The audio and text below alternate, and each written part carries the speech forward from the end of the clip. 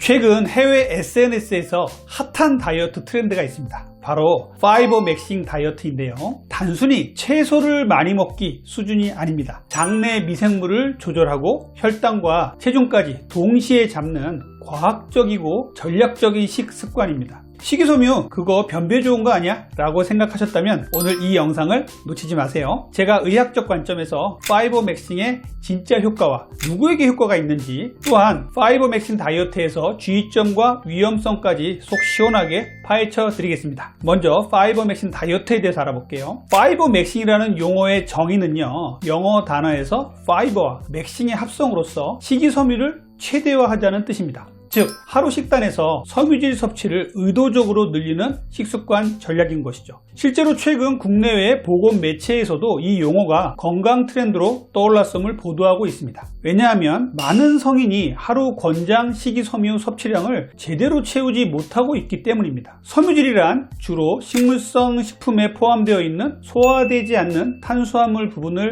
말합니다. 부용성 식이섬유와 수용성 식이섬유로 나눌 수 있고요. 이는 장내 미생물, 대사 건강, 포만감, 혈당 조절 등에 영향을 미치게 됩니다. 자, 그럼 파이버 맥싱 전략이 왜 각광을 받고 있는지 근거에 대해서 알아보자면요. 첫 번째, 장내 미생물 및 장 건강이에요. 식이섬유는요, 소장에서 흡수되지 않고 대장으로 내려가서 장내 미생물의 먹이가 됩니다. 그 결과 단쇄 지방산 생성이 촉진되고요. 이것은 장내 점막 건강과 염증 억제에 기여를 합니다. 따라서 장 건강이 좋아지고요. 배변 습관 개선, 변비 경감 등의 효과가 있습니다. 두 번째 효과는요, 혈당 조절 및 대사 유연성이에요. 식이섬유는요, 탄수화물의 흡수 속도를 늦춰서 식후 혈당 급상승을 완화시키는 역할을 합니다. 혈당 스파이크가 반복되면요, 인슐린 저항성, 대사 증후군, 내장 지방 증가로 이어질 수 있죠. 그래서 섬유질 섭취의 증가는요, 대사 유연성 향상이라는 측면에서도 의미가 있습니다. 세 번째 효과는요, 체중 관리 및 포만감이에요. 섬유질이 풍부한 식단은요,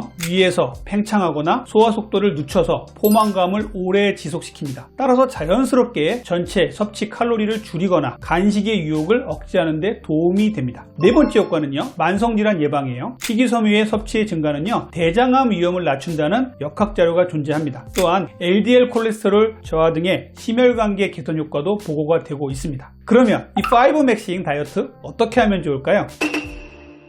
첫 번째, 권장 섭취량을 잘 지켜주셔야 돼요. 일반적으로 성인 남성은요, 하루 약 25g, 성인 여성은 약 20g 정도의 식이섬유 섭취가 권장되고 있습니다. 하지만 최근 트렌드인 파이버 맥싱은 이 권장량을 채우거나 그 이상을 목표로 합니다. 그러면 식사에서 어떻게 실천할 건지 예를 한번 들어볼게요. 아침을 먹는다면 귀리 오트밀에 치아씨드, 베리류를 먹으면 좋겠죠. 점심은요, 잡곡밥, 그리고 김치, 해조류, 그리고 저녁은요, 렌틸콩, 병아리콩 샐러드, 브로콜리, 케일 등의 고섬유 야채, 그리고 간식을 먹는다면요, 사과나 배 껍질째의 과일, 그리고 견과류 같은 것이 좋겠습니다. 이처럼 하루 식사에 섬유질원을 전략적으로 배치하는 것이 핵심이 되겠어요. 두 번째는요, 수분 병행이 정말 중요합니다. 섬유질을 많이 먹을수록 물 섭취도 반드시 병행되어야 됩니다. 특히 불용성 섬유질은요, 수분을 흡수해서요, 대변을 부피 있게 하는데요, 만약 물이 부족하면요, 오히려 변비가 악화될 수 있어요. 세 번째는요, 점진적 증가가 중요합니다. 평소 섬유질 섭취가 적었다면요, 갑작스럽게 많이 늘리는 것은 권장되지 않습니다. 가스, 복부팽만, 경련 등의 위장 불편이 생길 수 있기 때문이에요.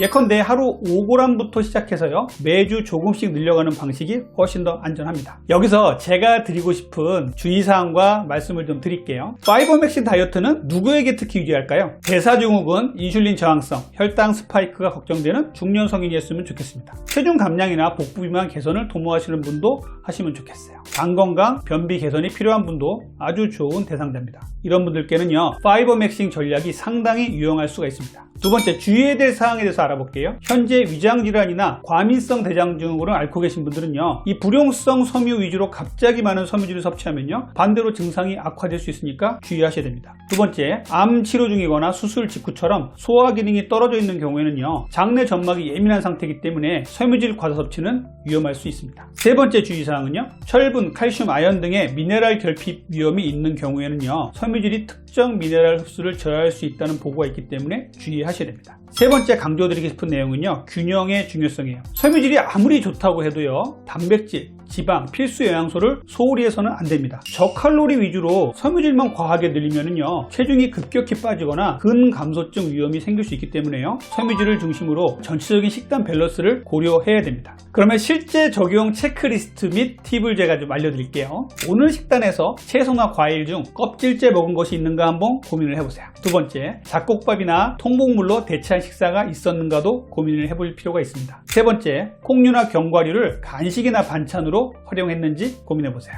네 번째, 물을 충분히 섭취했는지, 하루 최소 1.5리터 이상을 물을 먹었는지도 체크하실 필요가 있습니다. 그 다음은요, 섬유질을 늘리면서도 단백질 섭취, 예를 들어 두부, 닭가슴살, 생선도 잘 먹었는지 체크해 보실 필요가 있습니다. 제가 팁을 하나 드리자면요, 섬유질을 늘릴 때는요, 일시적으로 장이 적응할 수 있는 시간을 가져야 한다는 점을 기억을 해주세요. 외식 시에는요, 잡곡밥을 요청하시고요, 채소 반찬을 추가하시고 김치나 해조류 등의 섭취를 늘리는 것이 중요합니다. 아침 공복에 귀리나 치아씨드를 물이나 우유에 불려 먹는 습관도 아주 좋은 습관이에요. 간식은 단순 과자보다는 껍질째, 과일이나 견과류로 바꾸는 것이 좋습니다. 식사 후 바로 눕지 마시고 가벼운 산책 10분 정도 하시면요, 장 운동에 크게 도움이 됩니다.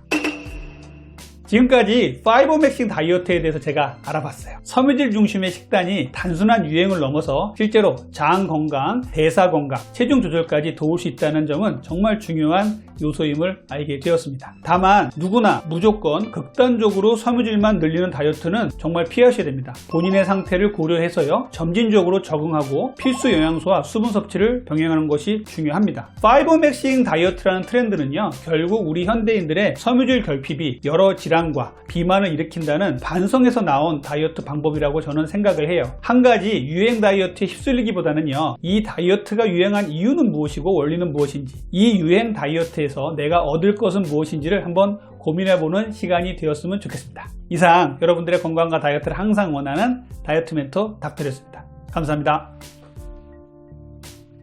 닥터리TV에서는요, 건강한 다이어트 방법을 계속 업그레이드 해드리고 있습니다. 건강한 다이어트 방법에 대한 지식을 쌓고 싶다면 닥터리TV를 꼭 구독해주세요.